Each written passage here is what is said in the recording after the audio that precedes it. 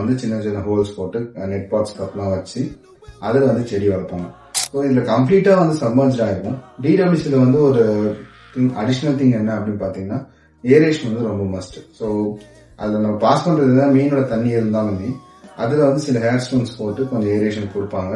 பிளான்ஸோட growth வந்து கொஞ்சம் speedo இருக்கும். அடுத்து வந்து பாத்தீங்கன்னா மீடியா பெட் சிஸ்டம்.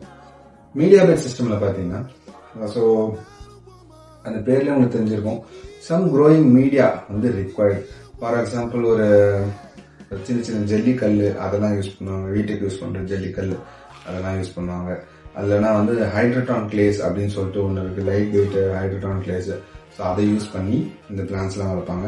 அதுவும் அதே மாதிரி தான், ஒரு பெரிய தொட்டி மாதிரி 2க்கு 4 அந்த மாதிரி தொட்டி மாதிரி ரெடி பண்ணிட்டு அதுல வந்து இந்த கல் எல்லாமே ஃபில் பண்ணிடுவாங்க. சேம் டிடபிள்யூசி தான். இன்ஸ்டெட் ஆஃப் வாட்டர் அதுல வந்து பாத்தீங்கன்னா வந்து நமக்கு ஒரு மீடியா போட்டு அந்த மீடியாவை வந்து செடியை வந்து நடவு செஞ்சு விளைவிப்பாங்க.